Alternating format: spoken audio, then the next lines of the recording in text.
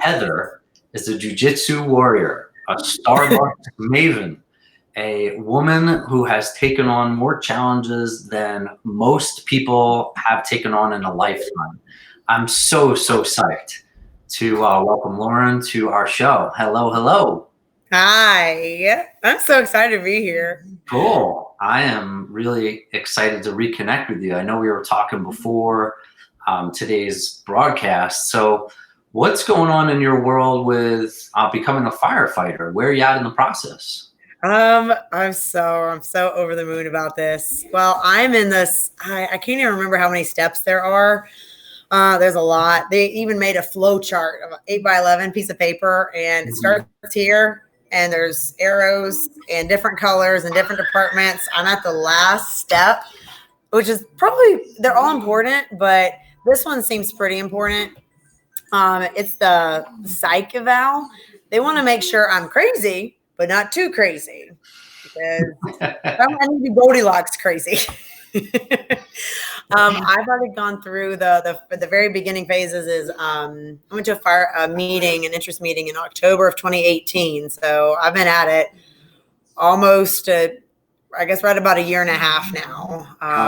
What's involved? Like, I mean, what are some of the moments in this thing where you said to yourself, "Oh, I might die. I don't know if I can do this"? So far, I've not thought that. I think that'll probably come in the academy. I don't put all my eggs in one basket. I have a conditional offer of employment, and once I get through everything, then they'll decide if they want to offer me a spot in the academy, or if not, I don't see it as a failure. I see it as okay, well, they're going to see my name next year and I'll just reapply. The first thing is you take your multiple choice exam over basic math, map reading, spatial reasoning. Then you take what they call it, a FOAM. It's a video-based problem solving assessments skills. They give you 40 seconds to de-escalate any given problem that you might see on a potential emergency call. And you get through that, then you take your firefighter mile, which is 10 stations of different physical feats. One is a dummy drag. I believe it was a 165-pound dummy drag we did. We did a blunt. Yeah. Yeah. We're wearing a weighted vest. It's 40 pounds. And we do like stair climbs, weighted dummy drags, blind hose crawls, simulating a charged hose station. It was fairly intense. Fairly intense. Fairly intense. Yeah, it was tough. I'm not gonna lie. It was. This is for Columbus. For Columbus Fire, they supported us from, like, at least I felt supported from day one. They offered us study sessions at the library free with the firefighters.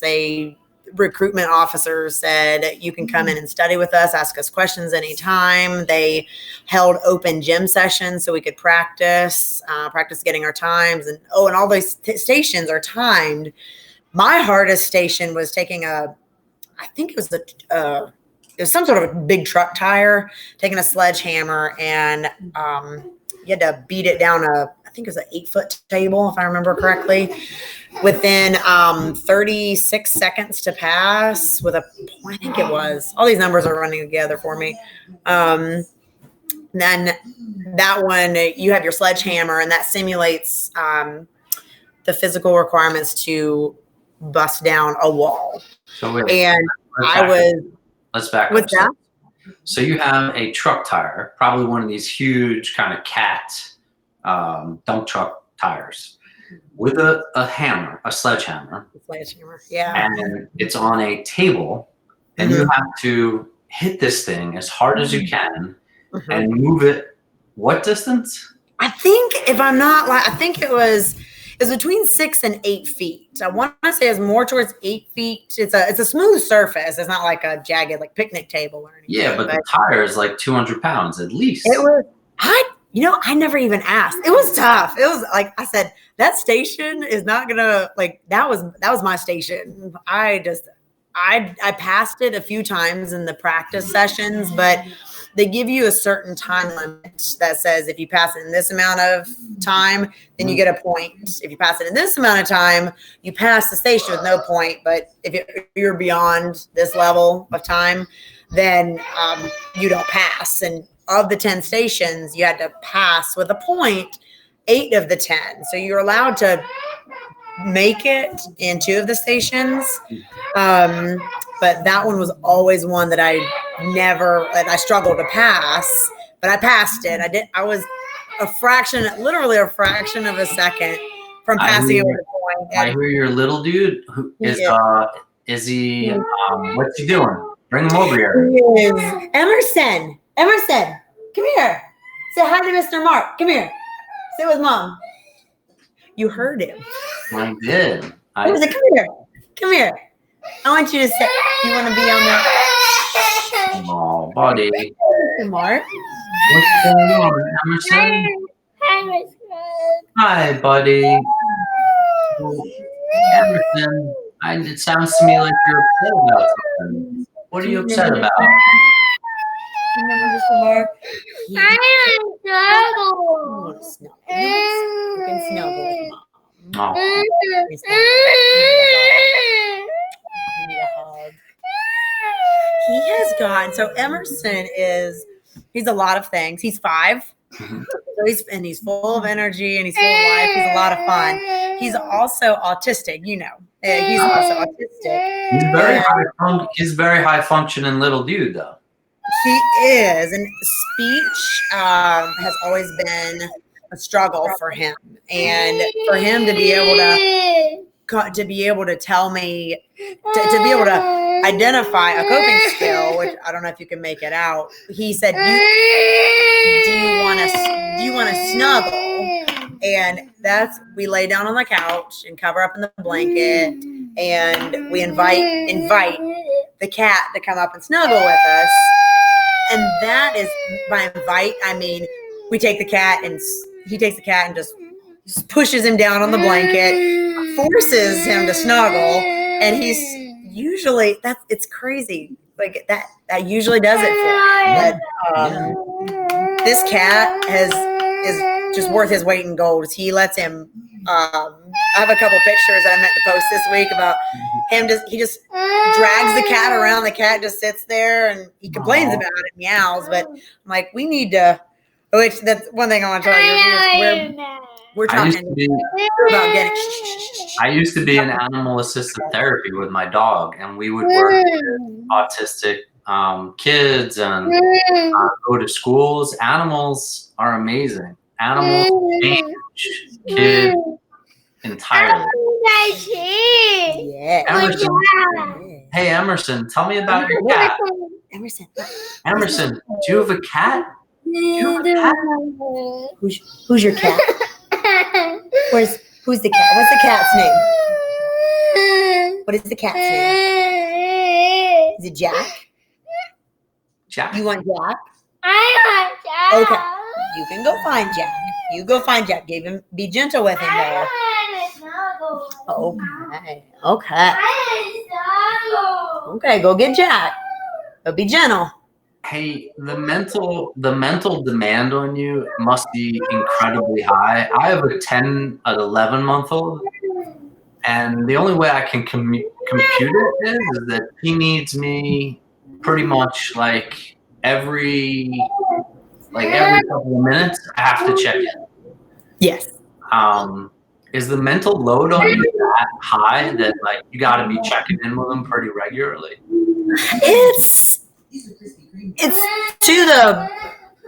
We've gotten it. Me and Nathan have gotten it to that point. With one thing about autistic kids, I'm sure, is that they're all so unique. They're also different. With Emerson, he has been completely fine being aloof and alone. And we worked very hard over the past few years to make him more social and come to us when he has issues like this. And it's almost that for a while, it felt like we were teaching him to be codependent, but that's not it. It's that social part of his brain that he can be fine just playing, but he used to be fine playing by himself for 30, 45 minutes. And his therapist and developmental pediatricians were like, well, that's not typical.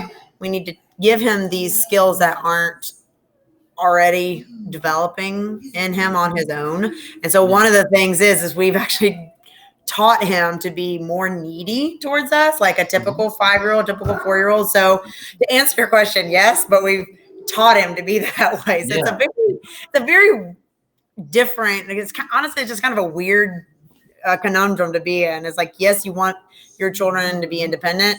He is independent to a fault, and we teach him to maintain. It's very hard to do, maintain his independence, but also problem solve and involve others, because it's totally fine for him to, if he wants to have an independent, it's a career, but I'm sure 80% of Silicon Valley is independent workers, lots of autistic community out there, and they accomplish amazing things. But my theory is, in order to get there, to be that, let's say wants to be that computer programmer, you have to go to school. You have to learn to work with people. You have to learn to do group projects. You have to interview well. In order to get here, he's here. Yeah. So in this intermediate time, we're giving him these communication skills, problem solving skills, and it's hard to not. He's a round peg. He's a square peg trying to fit in a round hole, and I love it. I don't want to change him, but I want to give him the skills that he wouldn't otherwise develop on his own. And honor who he is. We do the play project. Shameless plug. What's that? It's changed our life. It's called the Play Project. Richard Solomon is a developmental pediatrician that studied autistic children and came up with this program.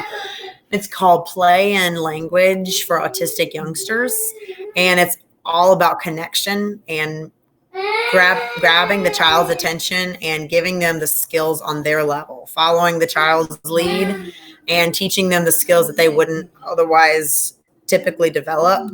And his whole thing is, we are not changing the child, we are changing the course of life for autistic children. Being autistic, living in a non-autistic world is exceedingly difficult. Sure. So we're honoring who the person is, but we're giving them skills that they need to function in a world that's not their own. Yeah. I got to imagine that having a child with his own needs, be it high functioning or not, has had you learn a lot about yourself. And, one of the things I've always felt about you is your ability to be so disciplined with like your training, and like you told me you lost like 100 pounds throughout of the last couple of years. Like your ability to do these things, I attribute to the type of determination and discipline that you've developed in having Emerson. And he has, I feel like a completely different person. He is needed. Having a special, he's my one and only. So I don't know what it's like to have a typically developing child. He's the only thing that I know being a parent, but I know having a special needs kid it's not that it's a harder parenting role, but I've talked to friends with typical and atypically developing kids, and they've said, it feels different. It's not that it's harder. It's just, and that's the best that they could come up with. It's just different. And I've talked to other special needs parents, and I'm like, I feel like the conclusion I've drawn is they have special needs, and either you change or you ask them to change. And for me, I don't think it's fair to ask him to change. He's already living. I mean, let's be real. He's already been dealt a very difficult set of cards, and I'm the adult here. And Nathan, my husband, is the same way. He said he's already been saddled with a double tough situation, being autistic, living in a non-autistic world. He's almost like he's approaching life with one hand tied behind his back. So we are the one that bend and change. We're adults. We have coping skills. We're the ones that are flexible and change to what he needs. And that's even throughout the year, there's different phases of life. There's different ages with different needs. And we've done our best to change as he needs us to change, but also challenge him. It's not all about him. It used to be all about him. Mhm. Now he's old enough and he's at a functional developmental level that we can say, how does he fit into this family unit, into our community, our neighborhood, our world? And that's super exciting that we don't revolve the entire existence around him. We used to, but that's not developmentally appropriate anymore as he's grown and gathered skills. And it's, I guess, a long story short, like, yeah, I've had to change, but I've chosen to be better for Emerson. And that's every day I try to. I fail constantly. That's how I learn. Well, that's right. That's the key. Overall, That's the key, is to give yourself kind of the latitude to fail and to learn and to be a little bit compassionate with yourself. I know as a realtor, it's interesting because one of the areas that I have to be really, really disciplined in and do things that are very difficult is often talking with people who I don't know. And that's difficult for you. Yeah, I'll give you an example. Really? A client may list their house, right? And maybe I'm helping them sell it. Well, part of my job is to call around the neighborhood randomly, just cold calling and saying, we have a program that does that, where you can actually set up a zone and call around the neighborhood. Sometimes, speaking with people and just saying, hey, do you know anyone that wants to move to your neighborhood and so forth? That's a skill. It's like a muscle. And the only way I can kind of equate this in what you're doing and the type of resilience you have is the more you use that muscle, the more able I am and the better I become at it. And the only way to do it is by walking through. Yes. That surprises me to hear, because I feel like you have a very strong set of conversational abilities, and I've seen you interact with so many different types of people from different walks of life.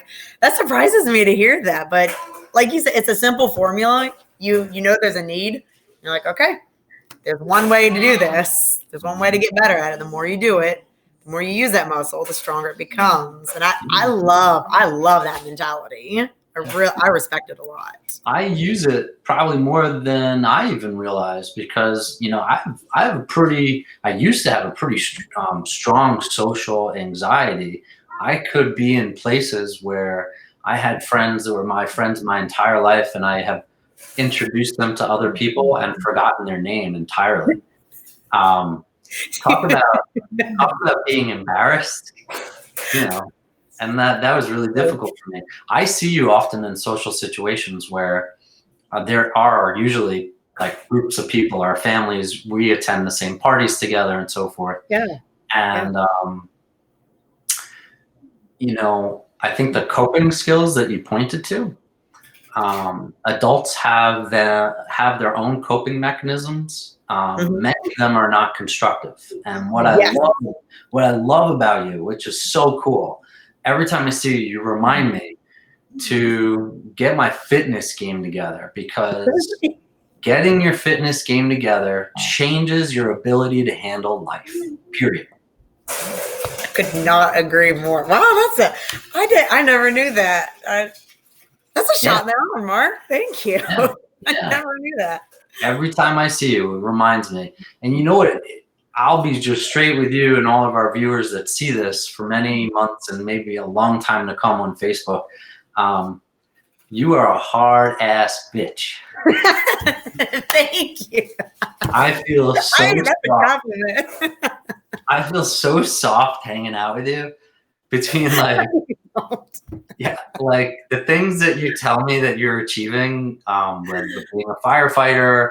Right now you have time and flexibility with Nathan being gone. You're picking up temporary jobs and managing jujitsu and Emerson, and just like, I'm so in awe of your skill set. And it reminds me that have beginner's mind, Yeah. I like marshmallows. Yes, we'll get some marshmallows. If you say, Mr. Mark, I want a marshmallow. I want a marshmallow. You want a marshmallow? He said he gives himself permission. I want a marshmallow. Yes.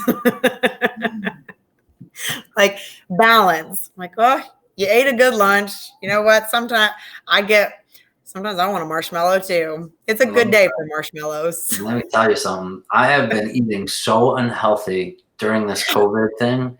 That is Oh my God, my day is a series of eating, snacking meals, and then isolation. yes. I saw a meme that said hour 1. Have eaten all my quarantine snacks. Mm-hmm. 23 more hours of Netflix and sleeping. I have to. Speaking of coping skills, it's been rough. Like that fitness, huge coping skill for me. And I've actually a few months ago, I want to say about 2-3 months ago, I was like, I need to turn my garage into a gym so I can get up before Emerson, get my workout in, get him up, take him to school. Which aside, Nathan works in Texas 5 days a week. He leaves out super, super early Monday morning and he comes back Friday afternoon. So it's me and Emerson during the week. And that time I've learned I'm not a good manager of time at all whatsoever. I'm interested in a lot of things. And I feel like I'm a jack of all trades, master of none. I'm trying to master a few. I'm very, very curious. I love, there's a lot of things I want to do. I want to accomplish in life. And your calendar and time management skills, it starts with writing things down. Yes. Yes. I could not agree more. Literally, I put everything in my calendar. Everything. I know every day what I have coming up. I know the next couple of weeks what I have. For me, that's actually a coping mechanism. That decreases your anxiety. Yeah, so it's very clear what marching orders I have. It leaves very little room for me to like go off on a tangent and probably be not constructive. That's why this period, I'm agreeing with you, is very difficult for me. I don't have enough on my calendar. I see. I am so impressed with that you have. I was Facebook stalking you earlier. Like he's talking to so many different people, and you like this video series thing. I've learned so much by just. I feel like every conversation you have with a person, they're an expert in something. You can learn something from them, and I feel like you're just embodying that. You're taking people from different areas and walks of life and different specialties, and it's like a giant. I love it. I'm a giant nerd. I love learning. Yeah, it seems like you do too. You're just very, very good about being that Renaissance man, and that's hard for me to believe that like this time is driving you nuts by not having enough on your calendar. You put things on your calendar, gives you purpose in a very easily purposeless time. We're all supposed to stay home and go to the grocery store. That's it. I'm impressed. I'm impressed with this, Mark. I really am. Well, good. I really do appreciate that, especially coming from you. You know how much I admire, your accomplishments and all that. I didn't know that until today. Thank you for saying that. Yeah. The other day when we talked. I told you in our kind of pre-interview where we were just, building that relatedness and talking before this conversation. You remind me of Ronda Rousey. For those folks who aren't familiar with mixed martial arts, Ronda Rousey is a world title holder in the female part of mixed martial arts. She is a badass. She's very dangerous. And she was undefeated for a very long period of time. She actually has an autobiography out, and I would strongly recommend anyone who's having their own, like, let's just say weakness or lack of discipline issues, go read that book. Yes. When you said that the other day, I didn't know she had an autobiography out. And two, I think you need to get to know me a little bit better. If I remind you of her, you don't know me very well, Mark. Oh, yeah? I want to read. I put that up in my Nathan's uncle had a thing about what are you reading? What are you reading? He asked his nieces and nephews like how kind of bettering yourself. How are you expanding your mind? And from that, it was years ago. He said that I was like, I want to read more. And since you said that the other day, I was like, I'm going to put that up there as it's not required reading, but I just want to develop my mind and see things from her perspective. Somebody that I think she is a badass. She's truly badass and awesome. I put that up on my list. If you recommended it, I put it up at the top of my list. I'm looking forward to starting. Now, you'd be surprised. There's a lot of similarities in the challenges you guys have encountered professionally. How she's persevered. Oh, stop. Hey. What's he doing? He has this bath. Oh my gosh, it's so funny. He has this bath bucket that that bucket that has a soft side to wash your baby's hair with. You put on the forehead and silicone. He has probably 15 of those things, and he used to be. Come here. Come over here. Show Mr. Mark your bucket. Let me see, Emerson. Emerson. Oh, he's big. Oh, you got donuts instead. Okay, no marshmallows. Donuts. Oh, want to share with Mr. Can Mr. Mark have a donut? No. Please. Look, he wants a donut. Can you give him one? Please. No. All right, fine. Are they your donuts? I know you don't. Okay, you can have your donut. Oh, you are all about the junk food, aren't you? Oh yes. He loves junk food. Raising him right. He has these bath buckets that he was his first. It was big. It was his first security blanket. He took it everywhere with him. And you see kids with a teddy bear. No, this kid's walking around toting a bath bucket that's been chewed on because, you experience it with your whole person. You lick it, you chew on it, you smell it, you rub it on your skin, like you do. Right. So he's running around with these bath buckets and he gets it and he'll take it. He used to, he hasn't done it so much anymore. He's starting to do it. I think he's showing off a little bit. He takes a bite of whatever he's eating and he takes it like a Viking with his ale and goes, and slams it down on the table. And Nathan always says, he's like a little Viking. He's like, more ale, more whatever he's eating. And he's sure to say, and slams it down. He's a nut. So let me ask you, what's shaking over at Starbucks these days? I saw a post that I will actually read verbatim, which I thought was awesome. Yeah. You've seen both ends of humanity here lately. The outright shittiness of people and the deep goodness and sunshine in people's souls. Who wrote that? You did. I recognize that. You do. You see, I feel like this is an unprecedented time and we don't have a lot of coping skills to go through a global pandemic like this. And I feel like it brings out the best or the worst in people and both. And you see some in between, but I notice I'm an all or nothing mentality. I tend to notice extremes. Sure. And there's a lot of shittiness. People from little things like our Starbucks is only one of now 5 that's open in the city. And I see people belligerently or blatantly cutting in line when there's 15 cars behind. And I was in a hurry. And I mean, me standing there wearing the green apron, I can't say anything. I can't be like, well, that's shitty, but I'll think it and I'll say it to my friends. And there was a man that just completely rocked my world. He got cut off. He was in line and the woman behind him just laid on her horn because he didn't go the minute the line moved up. Sure. He moved up to the window and I hear a lot of things at the window. I hear fun things. I hear terrible things. I hear just everything from people. And it's the perfect position for me because I love connecting with people. So sitting at the window, I love it.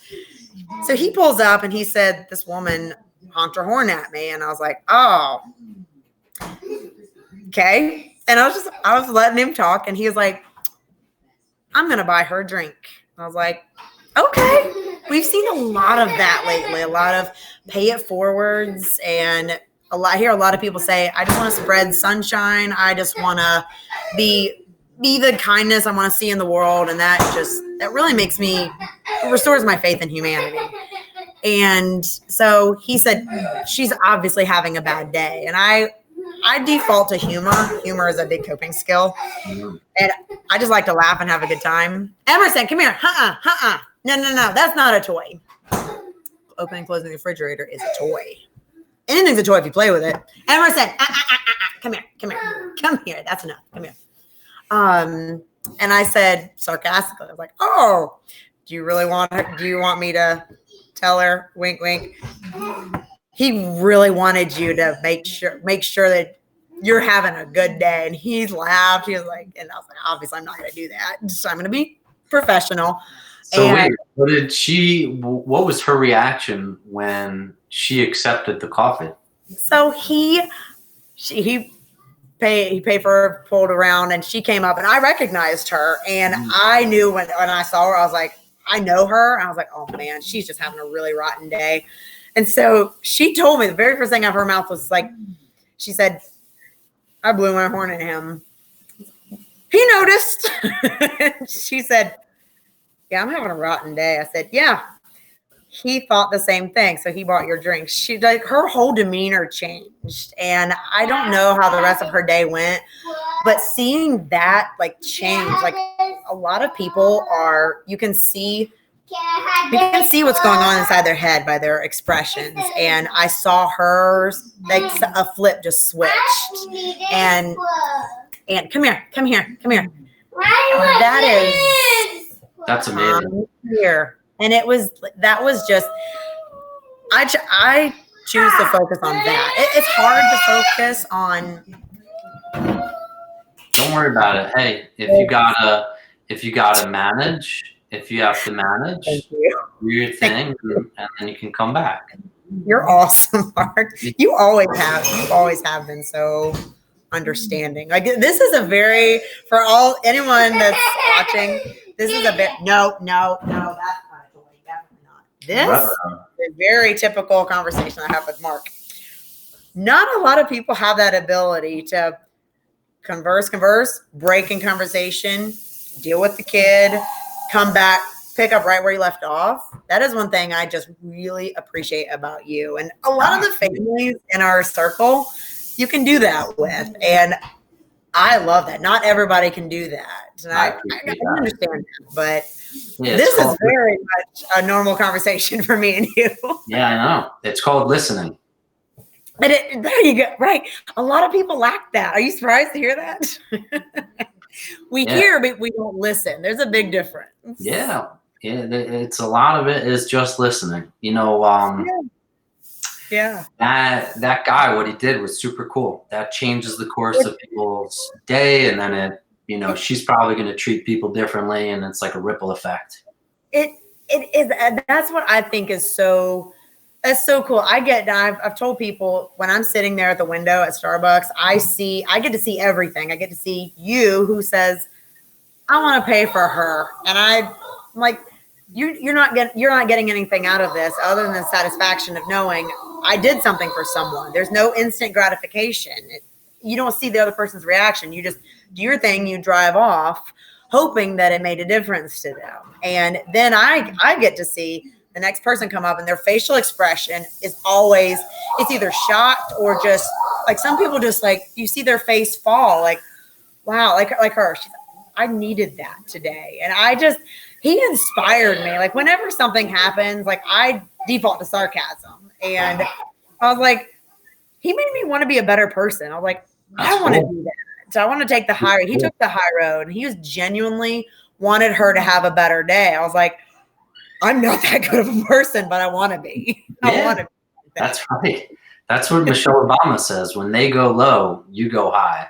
And it's a beautiful sentiment, Oh, it's so hard to do, man. Have you tried it? So hard. So It's hard.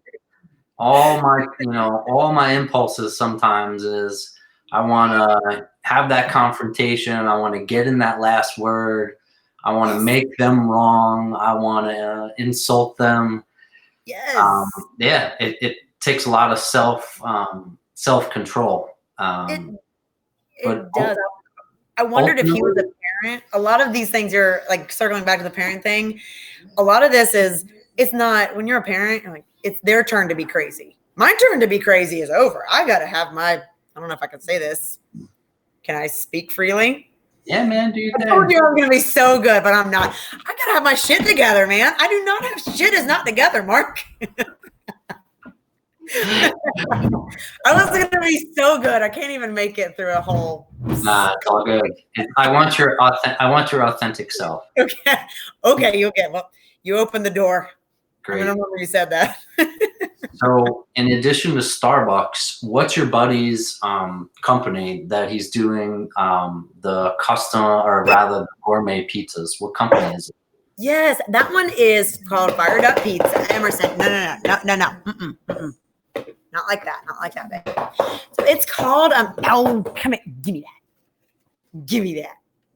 Can you hold it? Don't shake it. Okay. There you go. Shake it in the air. We'll see how long that lasts. It's called Fired Up Pizza. He is a classically trained chef, and he went on a limb and started his own pizza business. He has a commercial kitchen in Gahanna where he makes everything from scratch. You walk in and it just smells like what I imagine an Italian kitchen to smell like. And he has Italian roots. He is Italian, and the boy can cook. Awesome. He is. I told him, I was like, man, you ruined me on frozen grocery store pizza. And he's like, right. Sorry, not sorry. I know that you were saying you were doing a delivery this week for him when we were just chatting on FaceTime. Yeah. Where can people find Fired Up Pizza? That awesome question. So I didn't realize this week I learned he's in Giant Eagle in New Albany, the one beside Roosters and Chipotle and Starbucks on I think that's New Albany Road, East and Central College Road. Then there's a Giant Eagle up in Upper Arlington, the Hills Market in Worthington, Wylands in Clintonville, Ross IGA out in Granville. Then there's breweries and restaurants that he's in. He's at Trek Brewing Company, Wyandotte, Rockside. He is also when there's farmers markets, we go. I go to the Worthington Farmers Market and sell his pizzas, and New Albany Farmers Market. But for right now, he has people place their orders, and they can either pick it up at the Worthington Farmers Market. There's kind of a drive-through situation. Or in some cases, he has had me going out and delivering pizzas. Oh, there's also, where did I go the other day? Huffman's Market. I think that's in Upper Arlington. He's expanded. He's becoming a lot of grocery stores are carrying his products, and they're just a really neat family. Like I know his wife. That's how I met him and started working for him. They have a baby that's just learning to crawl and sit up, and it's hard to run your own business. As you know, I'm preaching to the choir. It's hard to work for yourself. It takes a lot of discipline, and he works very hard. And I think what he does, he has a great product. I think I told him or Shannon one. I was like, just because you're my friend doesn't mean I'm going to like your food. And I love his food. It's so good. That's great. Maybe we'll post a comment below the video. We can share it with people. What's that? So we can post a comment below this video and share his business with people. That's awesome. That would be so awesome of you, Mark. Yeah. Thank you. Thank you for that. So any parting words for those parents who are dealing with the isolation of COVID right now? Maybe their kids are kind of running crazy. You have any Any thoughts or recommendations right now for people to keep their sanity? I think I love these kind of video chats. I haven't actually, this is the first one I've done with you. That's awesome. It's not quite the same as in person, of course, but I've seen people go for, I saw when I was out delivering pizzas, I saw these two women that were running 6 feet apart. Mm-hmm. And I did the same thing. I did a social distancing run with my best friend, and like getting out, enjoying nice weather. I'm coming to, some of my partners might hate me for saying this, but come to Starbucks. We're open. No. There's something about that.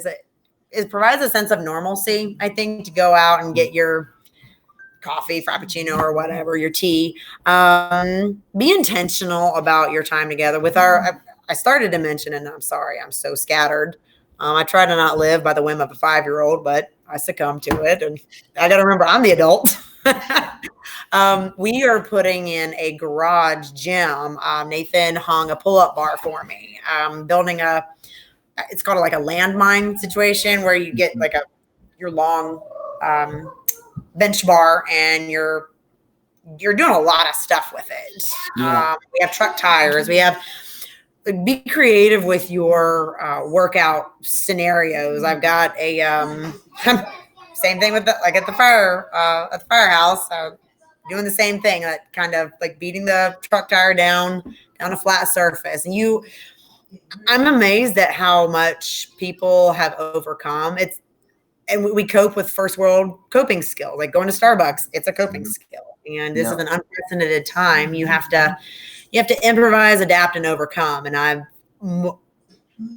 choose to see the positive in it. I see a lot of really good coping skills in people. They're adapting. Teachers are having meetings and homework help over video like this, and it's a good time to reflect and figure out what is it that's going to do it for me? Do I need time? Do I need an hour a day to decompress after work, after having, like Nathan does, working from home? Do I need to read a magazine? Do I need to go out for a walk? I've told him, I was like, I'm going to we got to get outside, man. We're going to go for a walk. It's raining, but we ain't sweet enough to melt. We're going. He's like, yeah, man, let's go for a walk. And we all feel better about it. Like, fine, try different things. And it's way easier said than done. Yeah. Don't just Netflix and chill all day. Eventually you run out of Netflix specials. That's a really, really good recommendation, which is connect with people, be creative and exercise, and be intentional about your time. I think that's awesome. And do jujitsu. Little plug. I'm not good at it. Okay. One day I'll be really good at it. After this whole plague thing is over, let's do jujitsu, Mark. Jujitsu for everybody. I really would love that. Please remind me that we are getting out there to do some jujitsu. I would really love to do that. That would be, I think that's amazing for multiple reasons, physically, mentally. You know that I come with some boxing background. I used to work for MLS boxing. Really? Yeah. So if you try to like really kick my tail in, I got some defensive skills. I would love to fight you. Let's go fight. Right. I'm down. Well, the great thing about sparring with someone you care about is you hold back. You don't be silly. Yes. Okay, we'll open it. Emerson, I'm saying goodbye to you and mommy.